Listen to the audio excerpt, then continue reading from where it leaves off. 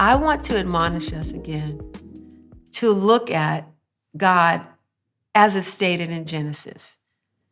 Again, we're talking about dear parents and God as our model parent. He is our model parent, you all, and his works declare it. We see in the Genesis 1:1, he is the beginning. He is the beginning. God is the beginning. And it shows how he hovered over, darkness was upon the face of the deep. And it says the Spirit of God moved upon the face of the waters. And what that means is his spirit hovered, like a mother hen hovers over her eggs.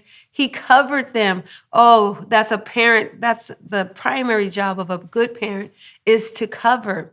We see God covering the earth, coming to the rescue of distress, coming to the rescue of darkness and chaos, because darkness represents ignorance.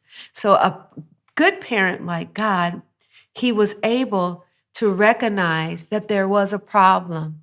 He was able to recognize that there was ignorance and that there is chaos and there is disorder, because wherever there's darkness, there's chaos. And yes, I'm speaking in shadows, although I'm talking about the face of the deep.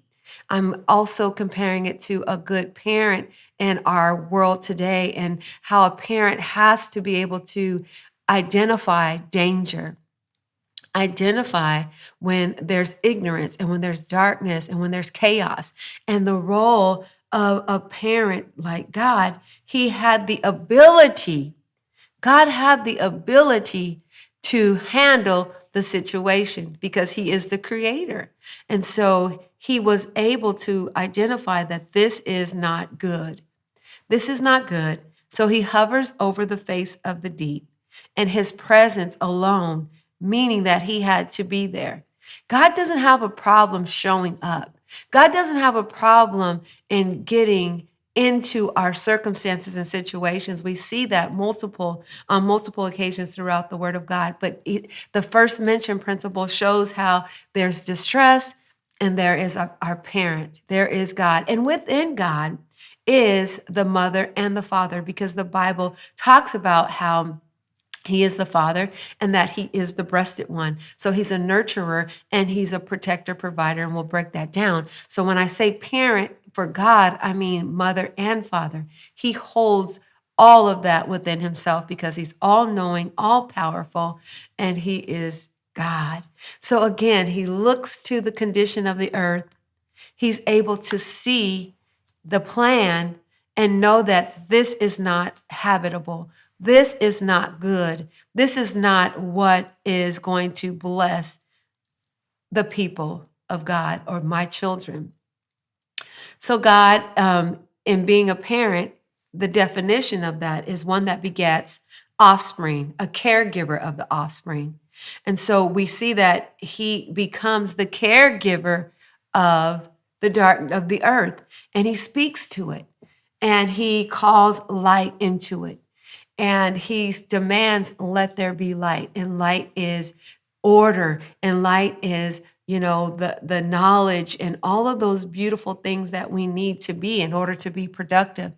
We need God to be able to call things in our lives to light that are chaotic, they seemingly are dead and lifeless, but the light inside of the light is the life, and it causes a resurrection. And God did that. And he said, let there be, meaning that there will be opposing forces in our lives, but the parental role is to assess danger and assess those things that oppose his children, our children.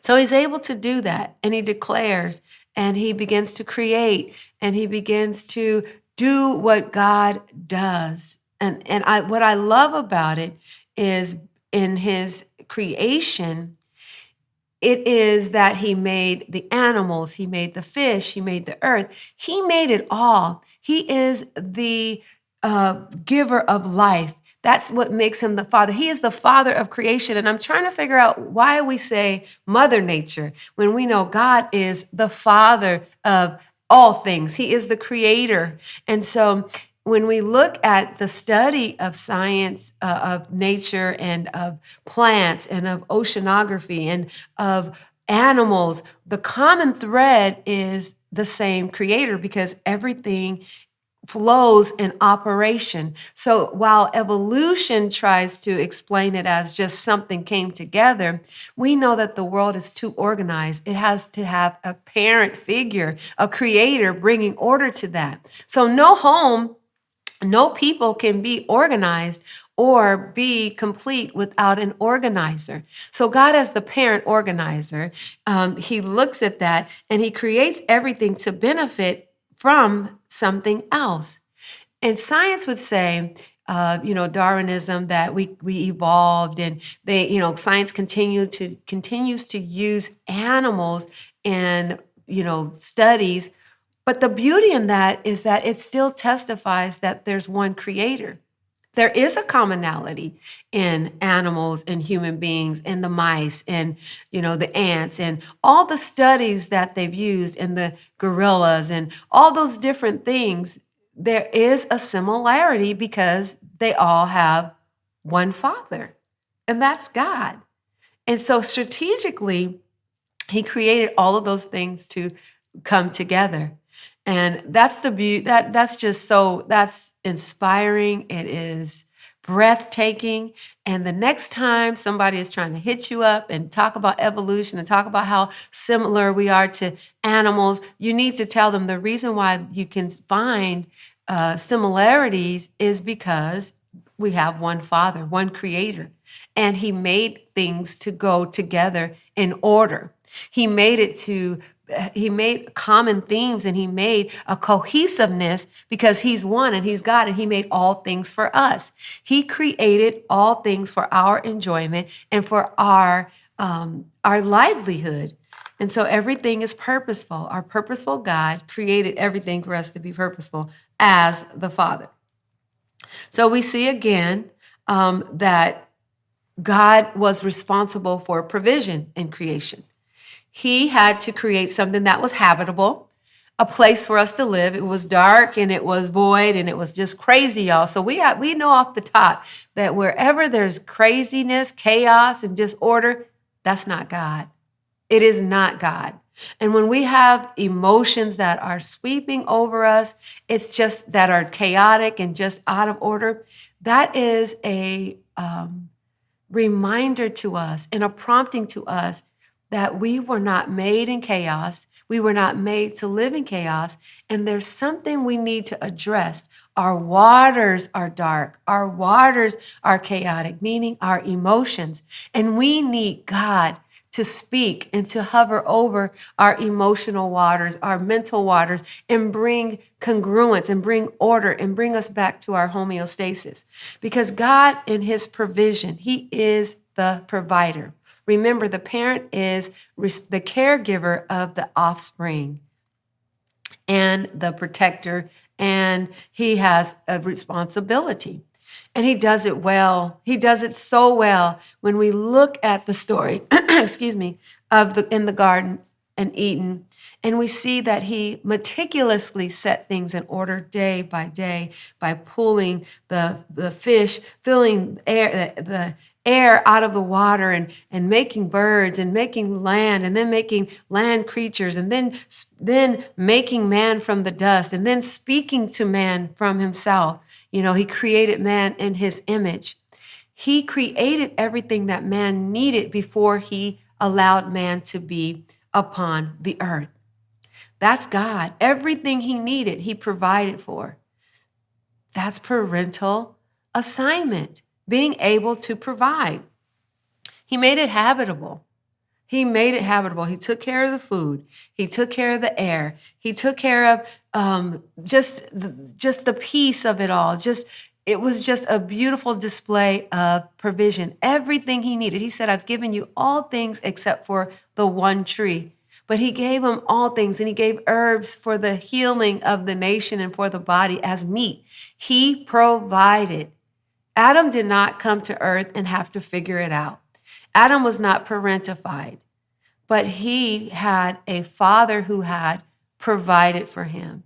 provided. And then he provided identity. So we know that he provided life, he provided peace, and he provided, which is the habitation of peace, and then he provided identity.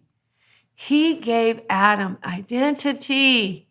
That is the role of a good parent, and God modeled that. He didn't have to guess. He didn't have to get on his legs and his hands and crawl around because he saw other animals crawling around. He didn't say, I feel like my spirit animal, I feel like I'm a lion. My spirit animal is a giraffe. Or he didn't feel like the need to wonder who he was because his identity was provided for. God provided identity. He was man. He was a man made in the image of God. Yes, he was. He didn't have to figure out, am I a woman? Who am I? Or who do I want to be? God set the course of his identity and gave him the highest form of identity, higher than the animals, because he gave him the image of God. He gave him the ability to create, the ability to love, the ability to model the God-like qualities, the ability to create and to speak. Adam was able to walk in his identity by speaking to the animals and calling them by name. Yes, he was. He was able to have dominion as his father has dominion in the earth. That was God's plan for Adam. He didn't have to guess. God took the guesswork out of being a child of God. Miles Monroe says, when purpose is not known, abuse is inevitable. If we're not slowed down, like I mentioned, being able to be still and know that he is God, pick up that word of God and begin to read it and ask God to show us and to show you what life is and what his plans are for us, then we'll never know our identity. We'll be in this world relating to dolphins, relating to crystals and trees and loving the creation and not knowing that those things were made for us by our Father, but we are not to worship those things. And so identity is such a pivotal conversation in our environment. And the parental role is to establish identity. It is to establish identity. God did not allow Adam to decide who he wanted to be in the earth. He called him into identity, and he called him into authority and responsibility. He took the guesswork out. He didn't have to experiment. What father would place a child in a forest and tell them to figure out food, figure out, how you're going to live, figure out who you are? But there's monkeys in there. There's all kind of different things in there, and they're operating in their purpose, and they know who they are. They're not trying to, go to Starbucks and have coffee, or, trying to break into the barrier of human being life in that way. Although you do have people who are inviting animals into their beds, their homes, buying them clothes, but the animals are not, promoting that or seeking that. That is an act of humans. So if you look at it from that example, that would be cruel for me to drop off my child, because Adam had never been on earth before, even though he was a full grown adult. It would be the same because he was ignorant. So God knew that there's no way I'm going to drop you off in this beautiful place, in this world, and not give you what you need. It's not fair to you. I brought you here as the caregiver of the offspring.